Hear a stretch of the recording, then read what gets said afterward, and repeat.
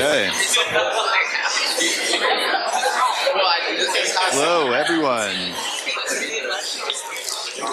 Thank you for joining us. We are so excited to launch the spring, actually, let's call it the fall lecture series. Getting ahead of myself. Really so pleased to launch today. I want to get started the way that we always start by reading our land acknowledgement, and then I'll introduce our guests to you all. Every community owes its existence and strength to the generations before them and around the world who contributed their hopes, dreams, and energy into making the history that led to this moment. Truth and acknowledgement are critical in building mutual respect and connections across all barriers of heritage and difference. And so we acknowledge the truth that's often buried, that we're on the ancestral lands of the Piscataway people, who are the ancestral stewards of this sacred land. It's their historical responsibility to advocate for the four-legged, the winged, those that crawl, and those that swim. And they remind us that clean air and pristine waterways are essential to all life. This land acknowledgement is a vocal reminder for each of us as two-leggeds to ensure that our physical environment's in better condition than what we inherited for the health and prosperity of future generations. We also acknowledge that throughout our history, our universities not always lived up to our ideals of diversity, equity, and inclusion. Today, we reaffirm our commitment to building and celebrating a multicultural community. So please take a moment to consider the many legacies of bias, prejudice, violence that bring us here today.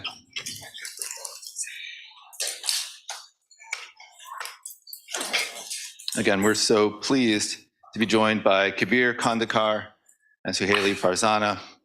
They are the founders of Co-Creation Architects, which is a firm that's based in Bangladesh. These two fashioned themselves as community architects. Let's unpack the name of their office, Co-Creation Architects. Co-creation with people and nature is an emerging method and a process that considers people and nature as driving forces that inform design. In their view, people co-create cities, whether architects, planners, and other professionals are present or not. But architects that are embedded in the process can empower all parties to own, design, and sustain the city. And so, in their work, they seek to choreograph a co-creation process with disadvantaged human communities, with spontaneously grown plant communities, and with non-human inhabitants of urban landscapes. Kabir and Suhailey's work has been recognized most recently through the Aga Khan Award for Architecture and the International Union of Architects Award in 2022, which they received for their projects and processes that they engaged by the Naboganga River in Bangladesh. And Kabir and Suhailey have graciously plugged themselves into our community over the past couple of days, and they will continue to do that until Thursday, joining workshops, running workshops, popping into classes, sharing their knowledge and their understanding and their perspective with a whole range of students. So we've been really pleased that they've been able to engage with you all in these various ways. So please join me in welcoming Kabir and Suhailey.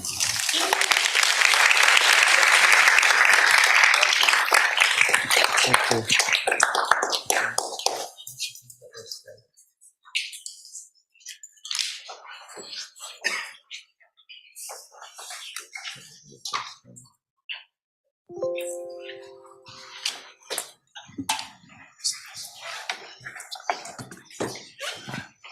Thank you, Michael.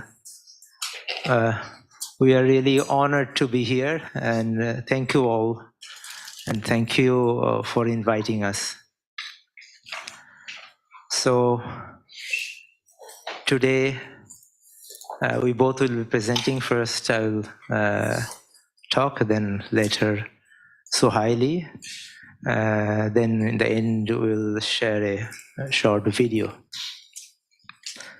So let me tell you who are we. We are part of a network, a small network, big networks. And as Michael mentioned, that our office, name of our office is Co-Creation Architect. There's a local, locally, we work in a city. There's the red dot. That's our city, Jhenaidah. That's also our hometown.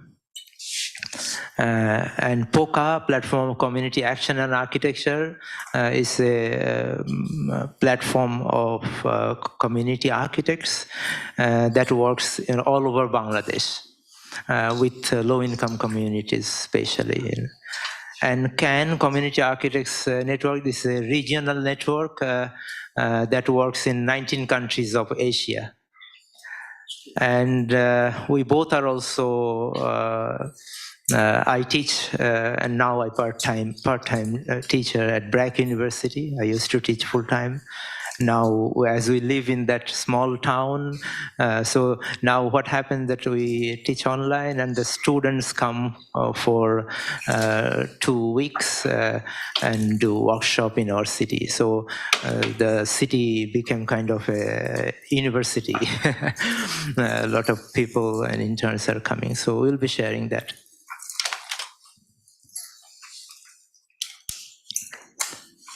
So as mentioned, Michael mentioned, we work with two communities.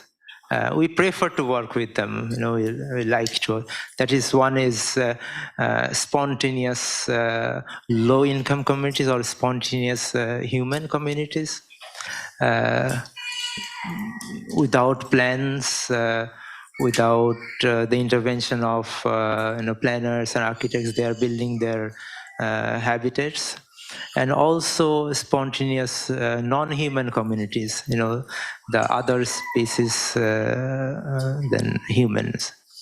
And we see that these two communities are very important because they are responsible for, we feel, the sustaining the world.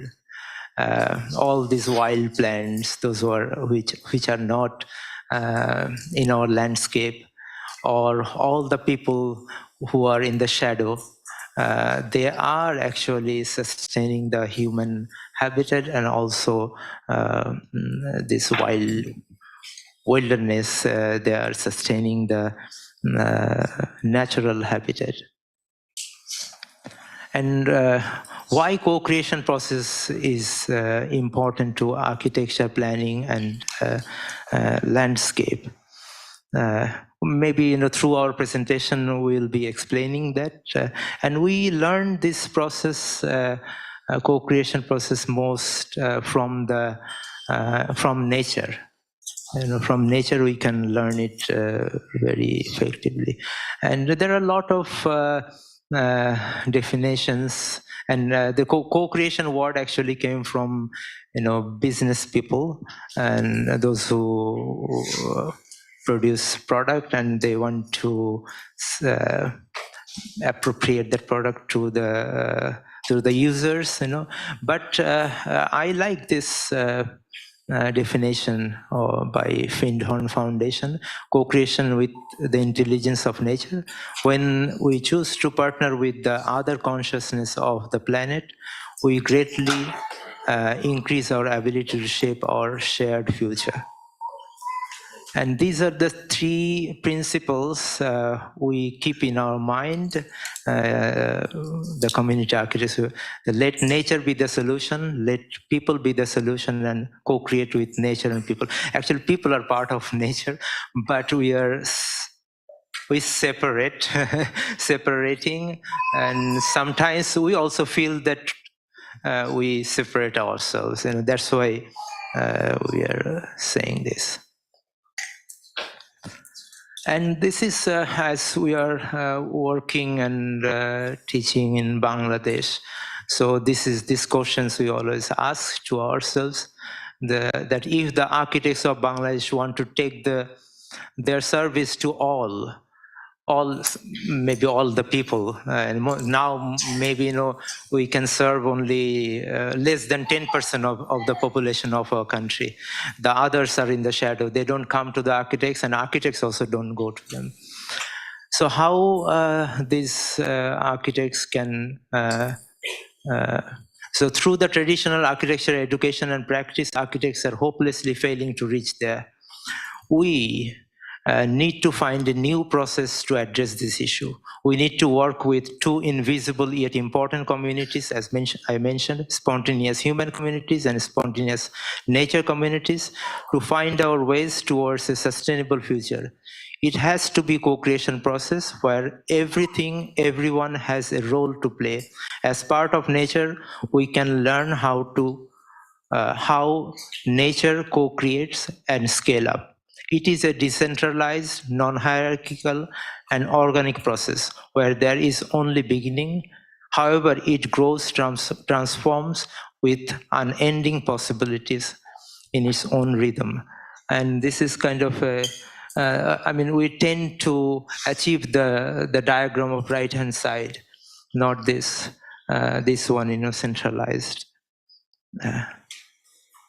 And how we can do it, and how, how we can start. So we said that wherever we are, just engage. Wherever, when you are, and which capacity, with which identity, just start with, not for in the beginning. Just start with. And objective could be, we have a lot of identities. We are not only architects, or not only, so we can be engaged with our all identities, and the objective can be in the beginning, because this touches all, to enhance our human quality individually and collectively, and through whatever we or I love to do. That is then everyone has their own niche. And as mentioned, that we can, if we learn this, we can learn it from the forest first. If we go to a forest, then we can learn a lot of things, how one species is interacting with other, and how it is happening without the intervention of people. And there is a theory that nature comes naturally. And this one is the forest, the forest Sundarbans, the mangrove forest.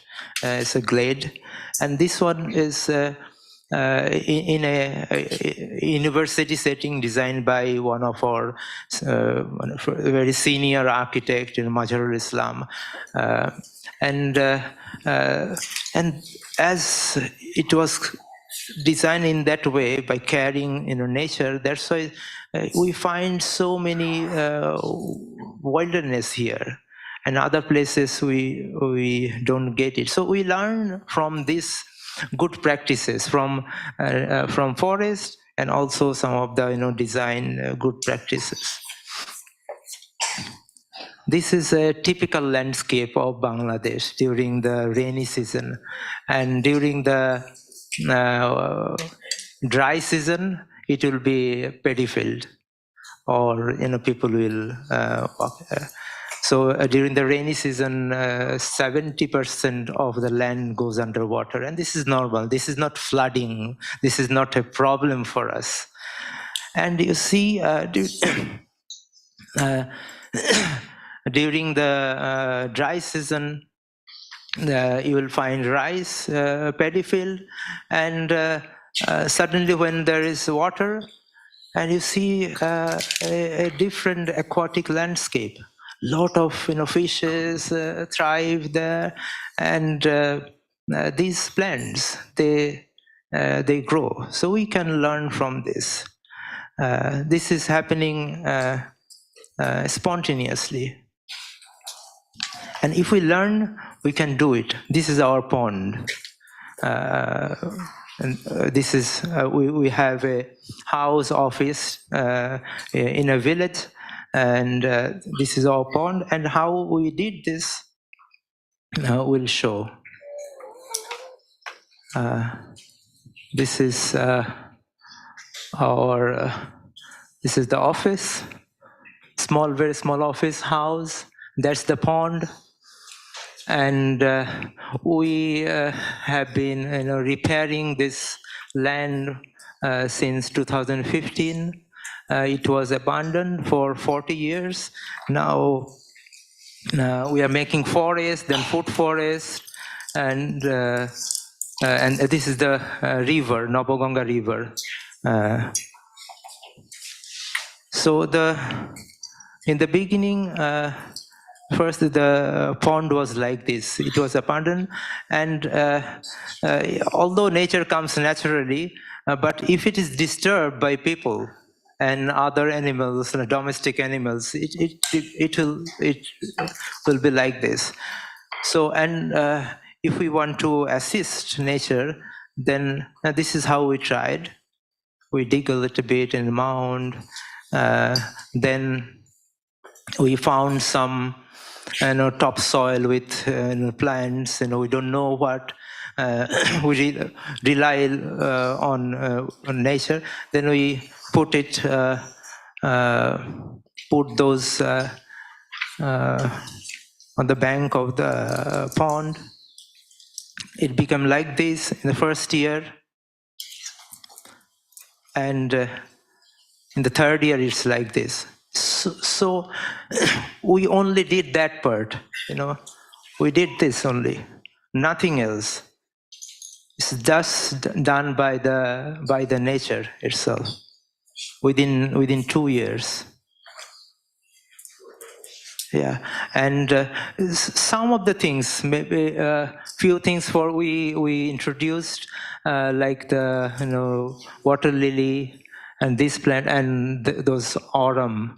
We eat that, that's why. But other things are coming naturally. So this gives us a lot of confidence that it's possible to do it in a bigger scale also. This is how we are making the contour bunding so that the topsoil doesn't go to the river directly with rainwater.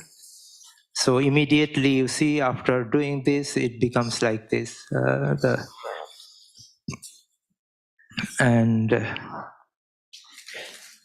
If we just keep the leaves on the ground, then and if we can keep the leaves like this, or all these leaves of this banyan tree, we just keep it there, but still goats go there and also people go there, so it was not doing good. So when we gave a fence, within 1 year it became like this. So we learned that restriction is very important, you know. So we, in some places in the beginning, we don't allow people and domestic animals to go there, but rest of the things can. We didn't plant anything inside. We just provided the fence, and within 1 year it became like this. So this is the food forest in the beginning, the first year. Second year is like this, and third year, and now you will find fox, then small, wild cat. You can see it during the day, and this is how we feel that we can scale it up. So many, because we, human beings created this problem, so we can solve it. So if children are involved, a lot of people are involved, then if they learn it, if they appreciate it, they can, I think, make the whole environment better. So this is our, we have a small practice. There are our, Suhailey and other architects. We run a small school in our office. My son, Salan and others, they play there. Before we start the office, we do that schooling for 1 hour.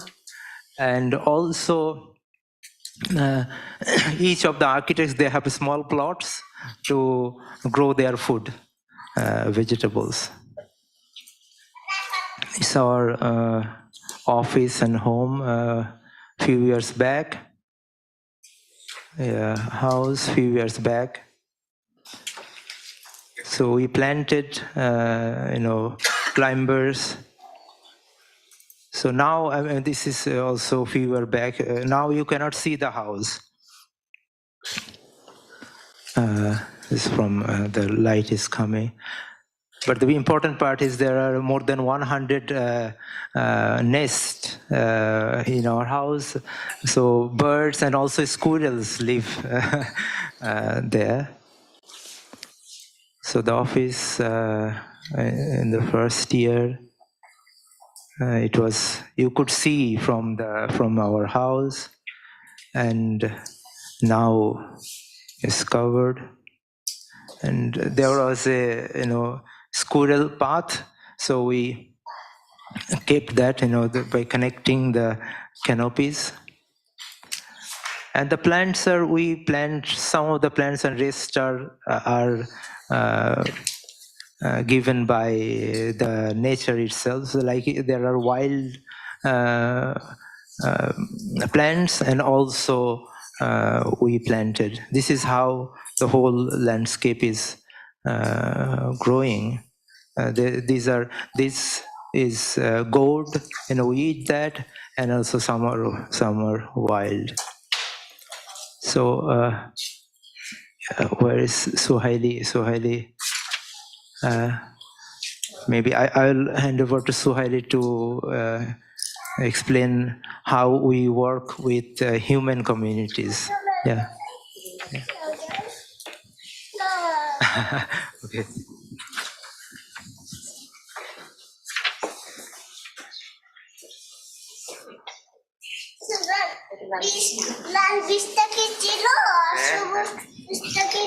Thank you for your patience.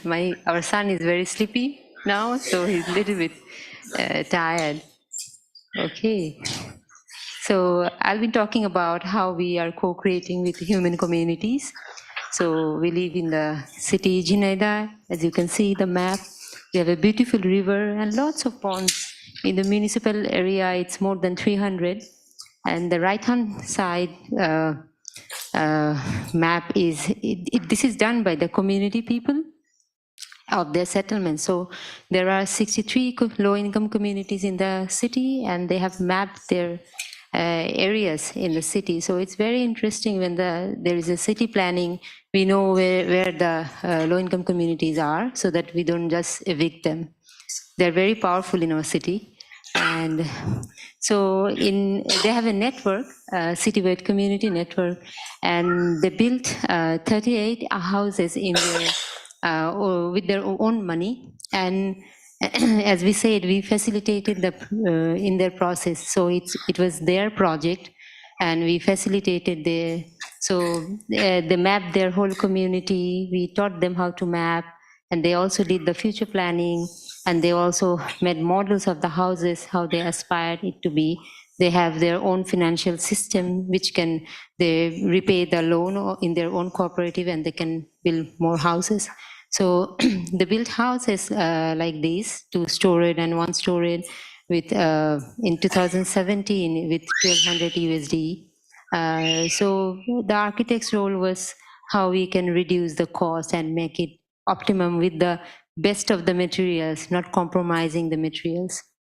And yeah, and so when we say we are co-creating, we actually don't define like what we will have to do. It's very organic. So many things evolve from the field.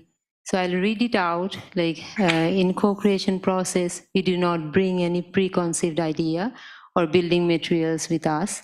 We do not bring a line, a square, cube, or any shape and form with us. Everything shapes and forms through the process. We only need to be engaged in the process with our multiple identities.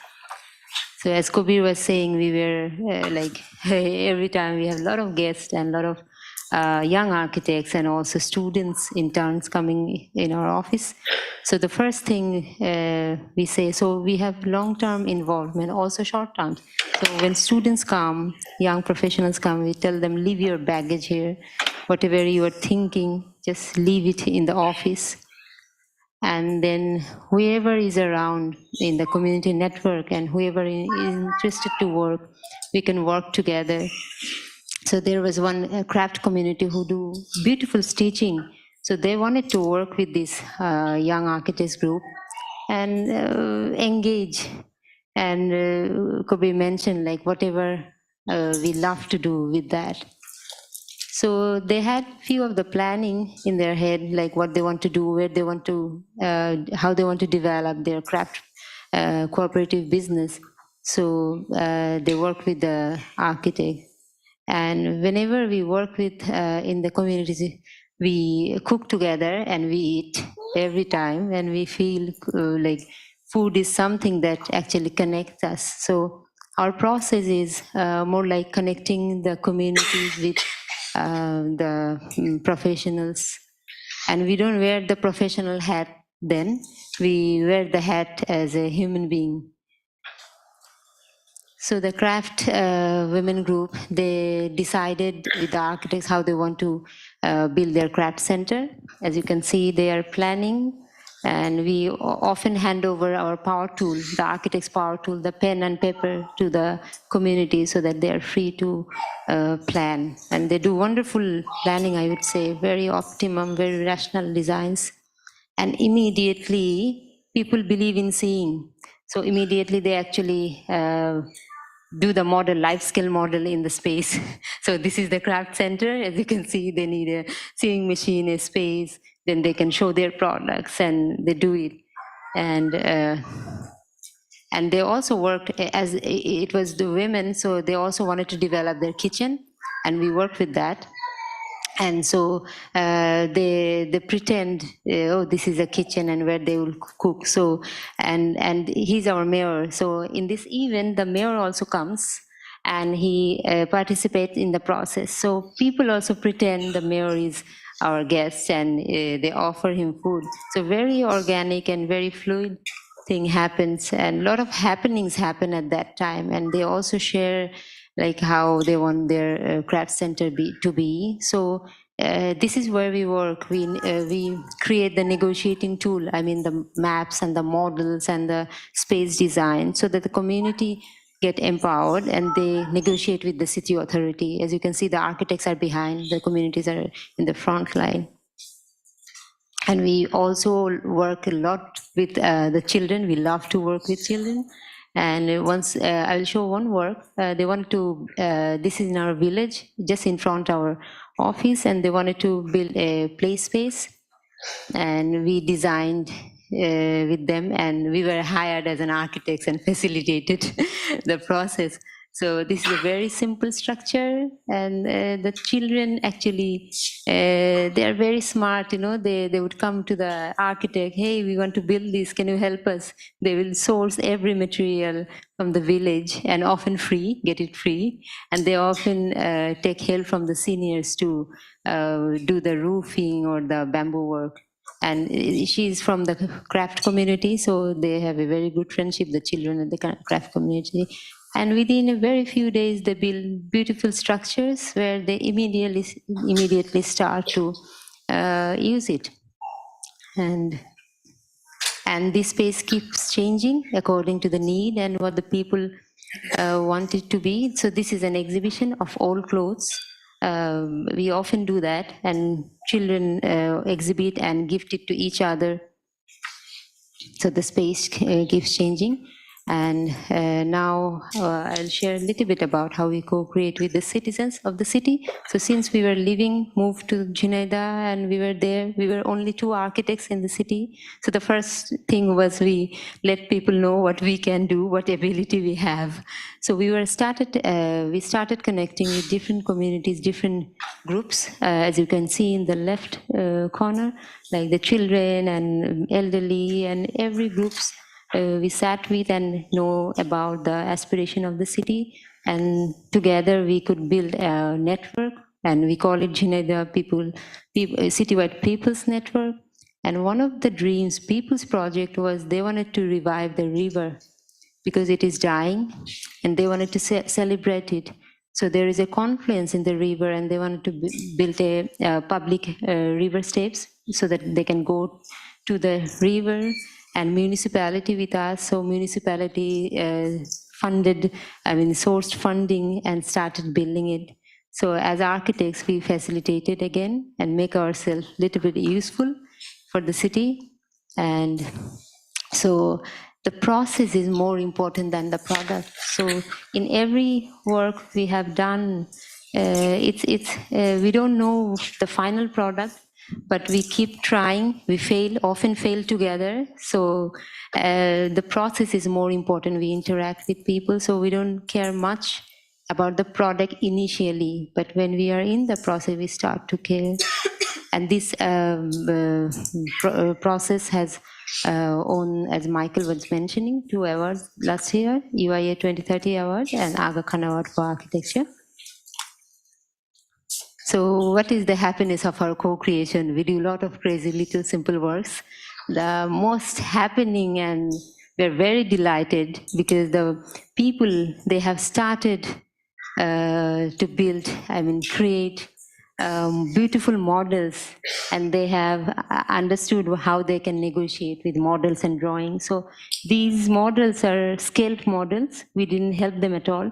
It's by the community. So when students come, architecture students come, they get to see and very surprised, how do they build it without having prior knowledge about it.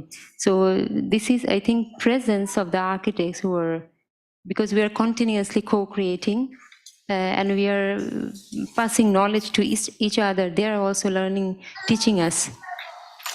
And at the end, like we are growing like in an organic system, the image you see on the right-hand side, and it's stronger than the non-resilient system, the linear system we often want to lead our life. But in our city, everything is more organic and a lot of happening. So Aga Khan Award and the public river steps is just one happening in the whole process. And we always believe, like, let people be the solution, let nature be the solution, and co-create with people and nature. So thank you, but I will end with a small video. This is the small video. Video is also an event in the co-creation process. So this is a workshop in 2009 with Community Architects Network. The city hosted the workshop. So we wanted to show this because I hope you'll get the energy from the people and our city. So let's see the video together.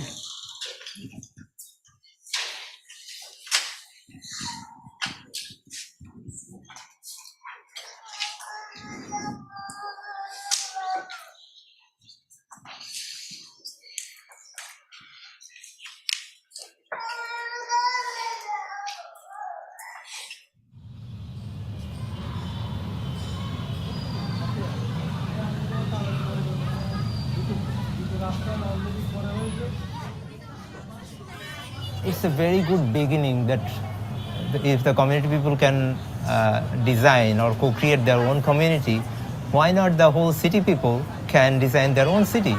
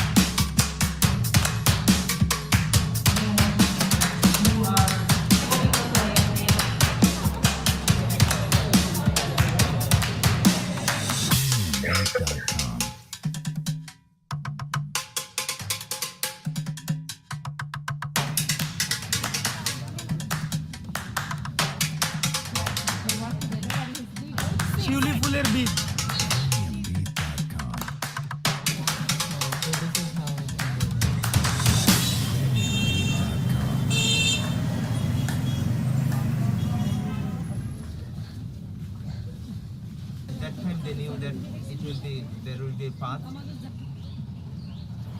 This co-creation workshop, we start with urban poor communities first. And the community, this is the oldest low-income community, and they are the poorest one, but they are organizing their community, they are doing a lot of things, they are teaching other people.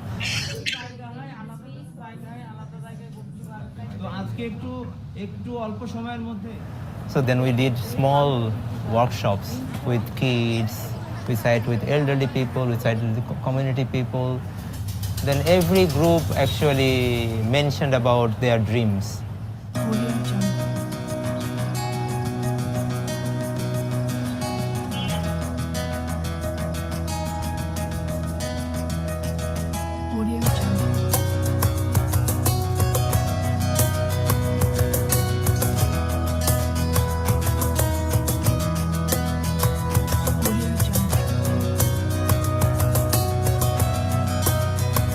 All of them discuss about open space and good road, good pedestrian to walk.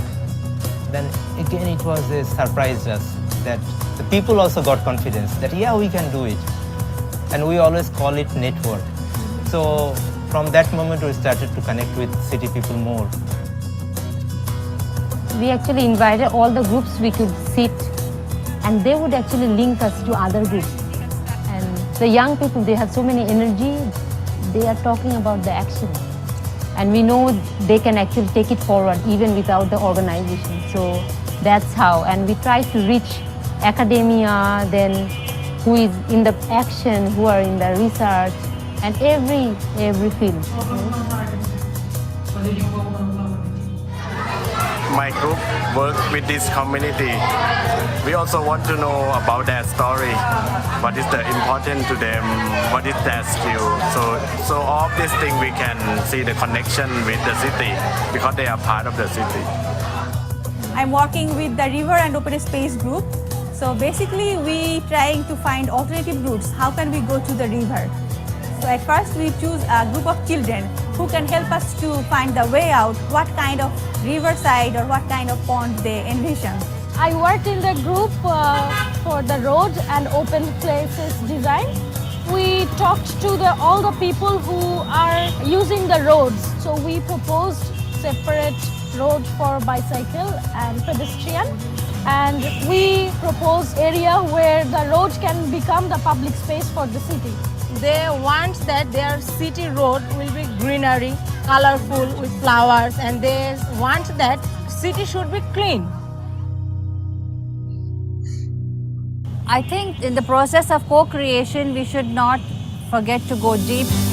We need to be very focused and clear, but also need to make sure that we include. So I feel we all need to support each other and walk together on that path, and it is possible to do it.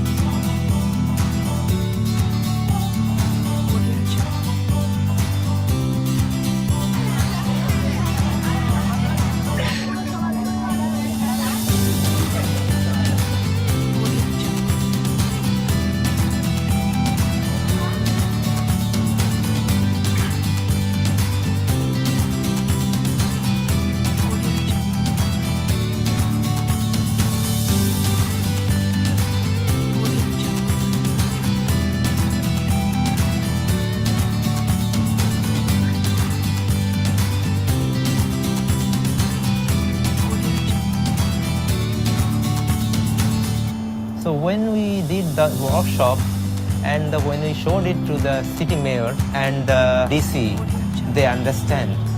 They could understand when they were outside. They could see and walk on the path and they could see the people. Then we walked to that jail area, the path through the river. Immediately he said that, yeah, this is possible. So in this workshop, I think if they are connected with respect and do something together, then it can be implemented. I feel people have energy, they want to do things. They always say this is a platform where everyone is equal, there is no up and down. So the magic moment for me was how the community presented. They learned the language of negotiation. It sparked my heart. So from this platform, many things can actually go, and we can actually do this together.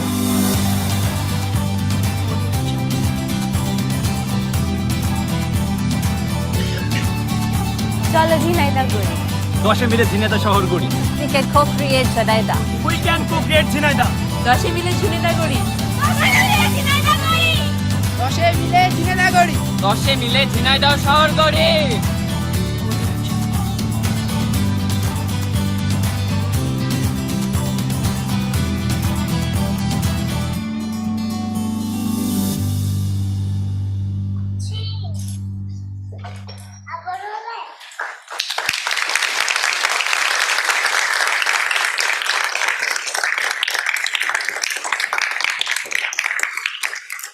Thank you.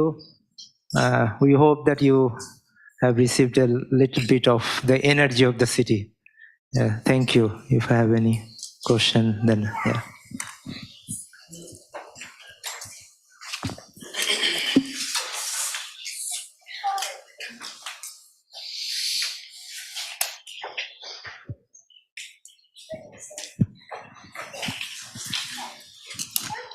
Hi, thank you for your presentation. It was very inspiring. I have a very specific question in relation to the beginning of your presentation where you were talking about nature, like allowing nature to just do its thing, and you have very small scale interventions. And you mentioned how you plant certain species. What do you have when you've done these projects, have you dealt with issues with invasive species? If so, how have you dealt with them and stuff like that? Yeah. For the project we have shown you, this is our own experiment, but we have been doing other projects, bigger projects. In those areas, we don't take the risk. In our place, we took risks.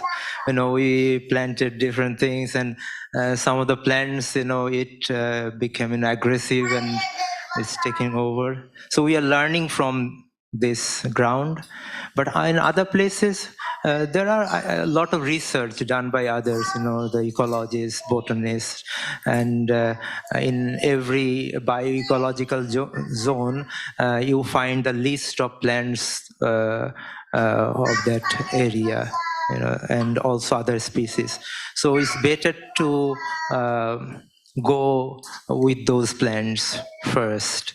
And there are a lot of plants, so we don't need other plants, and some of the things are done by, like we have been doing, designing a forest now, for the last 2 years. And then we planted, it's a 17-acre land, and we have planted around 30,000 plants there. Trees, only tree species, and we'll be putting shrubs and through a lot of seeds. But more than that were planted by. There are a lot of seeds there already in the soil, and so many plants started to grow. So that's how we rely. We do something, and many things come from the nature. Yeah.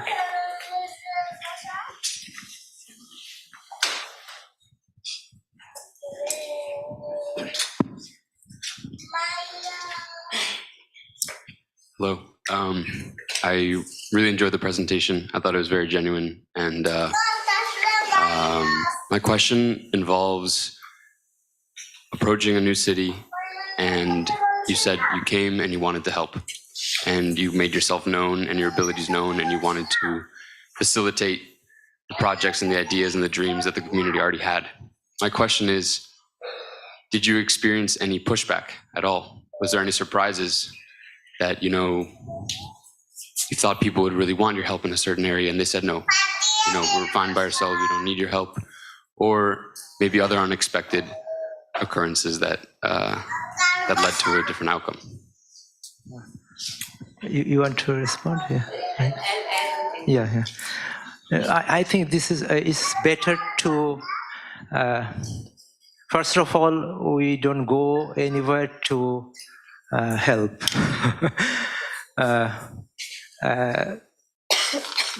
Then that is an expectation. So to make ourselves happy, we lower down our expectation and we don't go, most of the time we don't go with our own project. There are so many projects going on in the community, in the city, people's project. So when we talk, then we see that they are thinking about this, they are thinking about this, and some of them are thinking like us. Then we say, oh, we also like this, so we want to work with you. So that becomes our project and their project. Then they take it over. So maybe with little effort, it's like, surfing with the energy of the wave. They are doing it anyway without the presence of us. But when we are there, maybe with little appreciation sometimes and little maybe disturbance. Sometimes we need to disturb them. Why are you doing this in this way? So yeah, this is what we have been doing it in a lot of places. Yeah. Yeah. I'll just add with Kabir, and sometimes we fail. And I think we have opened ourselves to failure.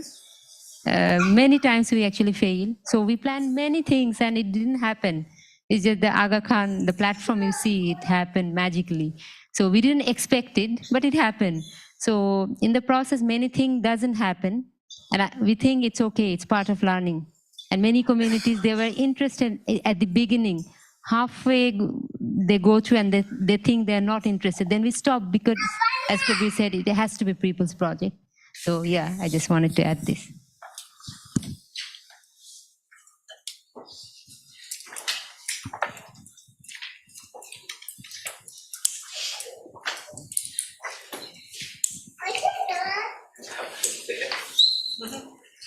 Thank you very much. This is an indeed very inspirational and refreshing and hopeful presentation. There seems to me that in the communities that you work, there is a lot of social capital already. People are well connected, people know each other. There is that to build on. Whereas many communities here in the United States are not like that. First, we are spread out in suburbs. Sometimes people do not know their neighbors or distrust them. How can you do something like this with that type of community? How do you start the process from there? That's one question. And the other question is, how do you facilitate, if in any way, innovation in the design process when usually people start by recreating what they know? This is the house because I've seen houses like this. This is the kitchen because I've seen kitchens like this. How do you go to another level of creativity and innovation?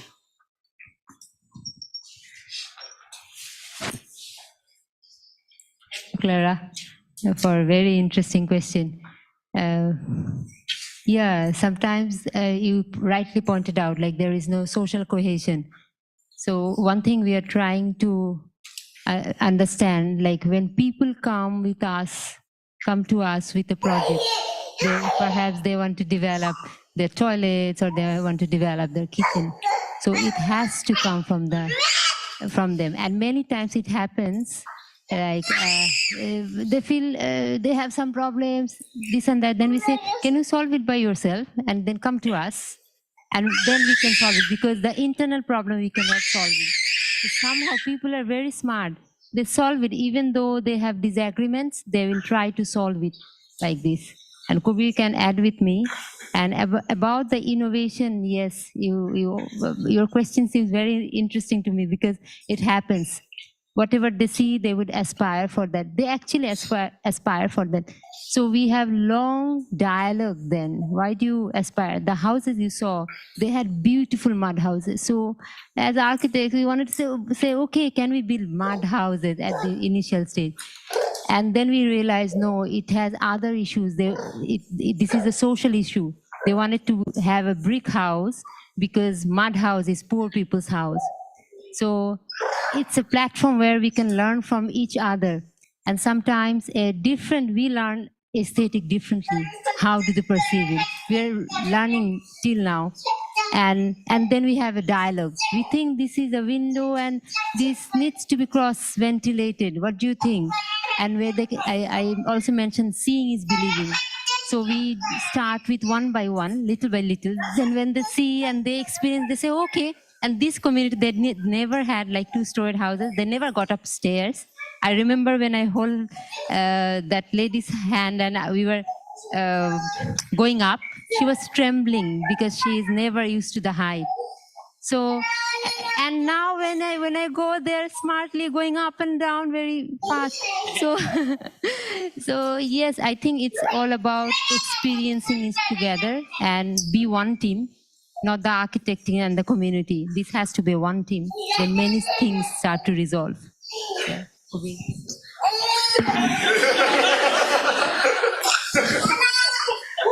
Yeah, we were actually discussing this, about this different, culture, if how we can, do it in your context. And we are going to ask you tomorrow, tomorrow that how we can do it. We don't know, but one thing, the process could be same because we all are human being, but the culturally maybe different, and also we have very less resources in our country,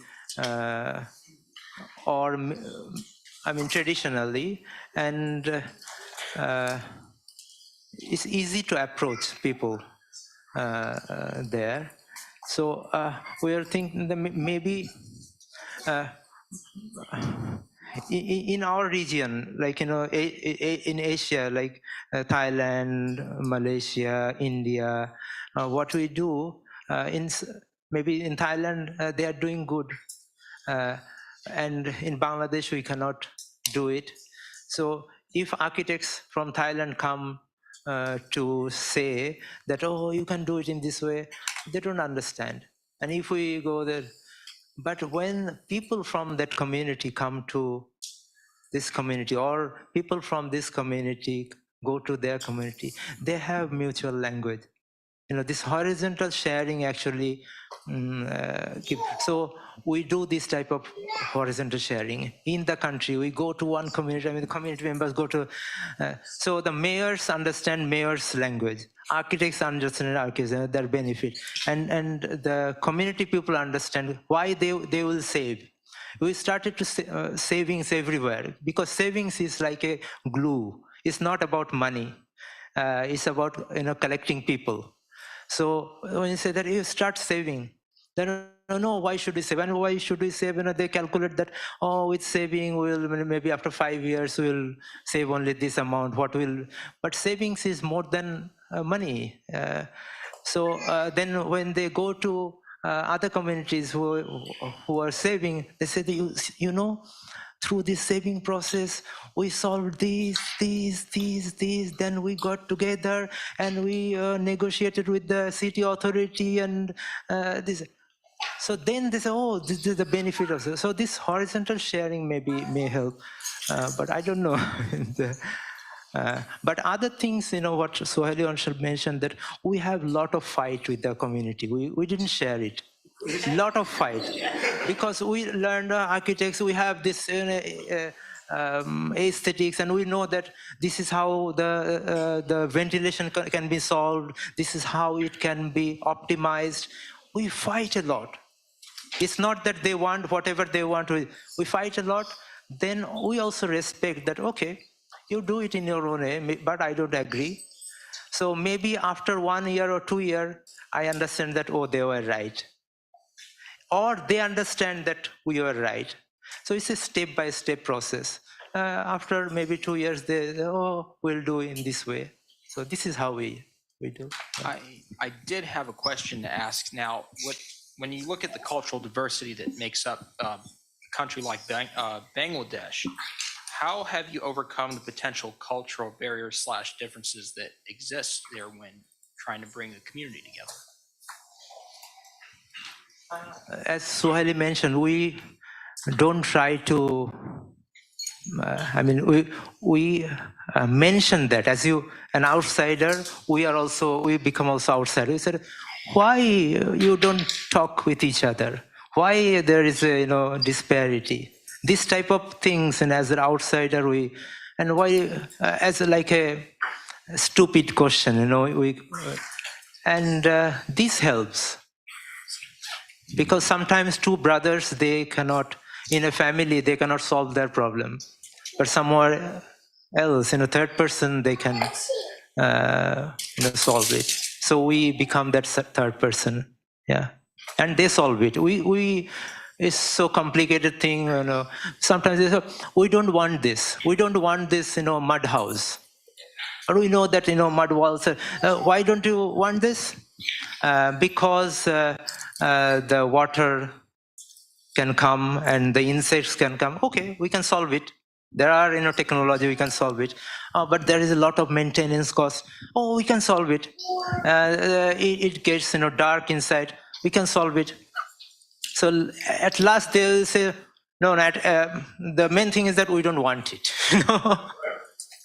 Because as Suhailey mentioned, people will say that this is poor people's house. So when then my son and daughter will be married to a poor, that type of thing we need to understand, slowly. Yeah. I have a question. Like, I have been doing similar kind of work back in Bangladesh, and sometimes I get asked, like, how do you get people involved so intensely, or how do you get people to draw? Like, I have answered in my way. What would be your answer? Yeah, drawing is very important, and that's, I think, we know, architects, we know, but when we get people to draw, because when people just talk, then all the ideas are just floating, and they just thinking and talking. But when we inspire or let them draw individual or together, then it's kind of a meditation, and then they can talk specific. And also when they later on, when we tell them that make models and make your design of your house, then they also understand that it's not easy. We need architects. So this is how also we make them understand that we need a lot of professionals and others, and there are some skills involved to do this type of thing. But in the beginning, we said that, yeah, everyone can draw. Like a 2-year-old child, they can draw. So in that way, we said that, yeah, you draw. Otherwise, we don't understand. What you are talking, we don't understand. So this is how we make them draw. Yeah. Sorry, did I answer? Yeah. Hi, I had a question about, you spoke earlier about sometimes people view this region as scarce of resources, but I think one thing I've seen in this generation is there actually is an incredible resource in a lot of South Asia, which is the local artisans and like local building traditions. And I saw in your project that you worked with local artisans to get the bricks for much of your project. And I'm just curious about what the process is of working with artisans and their traditional building materials and incorporating them into like newer modern projects, and how you kind of balance out the new with the old and decide what to keep and what to work on. I think this is the same process we follow when we design something, in our design studio. We feel that, we don't tell others, but we feel that we are running a design studio. Then in the beginning, we all try to know together that what are the resources they have and what are the values. Then we also try to draw. And many people, they don't see their own assets. They don't see their own resources. And maybe they have a beautiful house or beautiful space. They don't appreciate. Then when an outsider, when you say, oh, this is really beautiful, and this is, we should keep it. And this is why it is important. Then they start to think in that way, and we also show the examples from around the world. So knowledge is also power. I mean, why we appreciate certain things? Ecology. Maybe some of the people, we need to be ecological. Why we are valuing them? Because maybe we got this knowledge somewhere, and we got this empathy because of some of the things. So through knowledge and discussion, they also get this empathy. Then together we do something better. Yeah.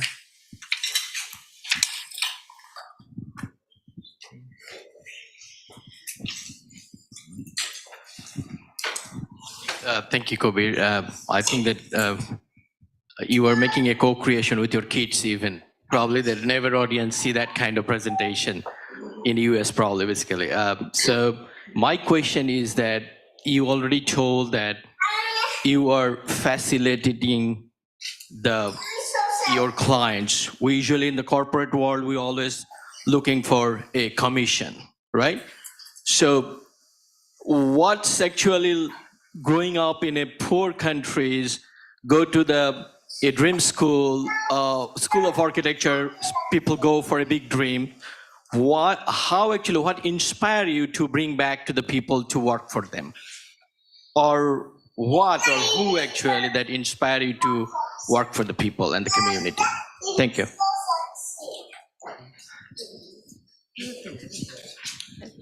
Yeah, thank you for the question. I think we want to work with people. Working for them is a big responsibility, which we often don't take. So we work with people, and Kabir mentioned in the beginning, Kabir has his own answer, I'm sure. Like how, our question is how we can be useful and what we love to do. Because what we do, we really love to do. We go to the community, we have chit-chats and we eat there. So we love to do this. And through this process, something come out. We love to chit-chat in the, I think in the city, we have a very small city, everyone knows each other. So our office was, it's like open. People would come, have a chit-chat and go, then another group would come. Initially, we began with like that. So we love, I think loving something that you do is very important. So both of us love to do. And Kabir, if you have any more to add. I think we started in the university, and you also started from the same university in Bangladesh. And we know, what we are taught and for whom.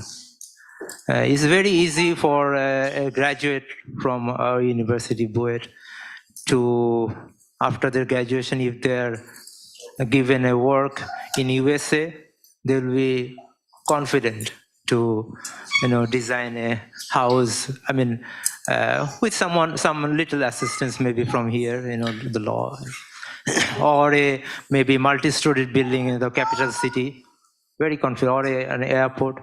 But if they are sent to a low-income community, a hut, or they don't have that confidence. And they are more than 95% people. So who are we teaching for? So yeah, I mean, this was not my question when we started. I mean, we, as Suhailey mentioned, we feel good to work, and immediately we get the return, immediately from the people, in many ways, in terms of maybe money. We don't give the service for free. Don't think that it's a charity. We all, somehow some are giving us somewhere. We do it. If we ask how we survive, we can maybe try to explain. But charity is not charity. And every time those maybe very poor people, but we say that you have to pay. This is our right as an architect to be paid, like a doctor. So they say that, oh, maybe we can't pay. Okay, later on when you have money, you will pay. Or you can feed us. So they know that, and they feed us really. Whenever we work with communities, always they feed us. And we also, if it is not in our city, then we live with them. So they give us good accommodation. So when they get it, they have a dignity that they are not getting it free. And we also get a lot of other things, which we cannot get from other clients. Lot of other things for our life.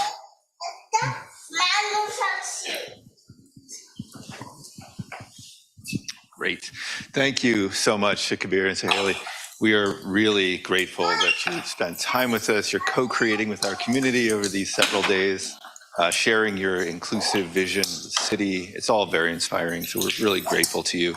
I also want to say we're grateful to the Craig and Mimi Spangler lecture series, the Endowed lecture series, which is supporting their visit here for several days. It wouldn't be possible without Craig and Mimi's support. That lecture series is really based around the idea, around their vision for bringing emerging architects who are sort of in the early stages of the practice, but who are innovating and really showing new directions in practice. And so in Kabir and Suhailey, I think we found the perfect fit for this lecture. So thanks so much to you two. Thanks to everyone for being here.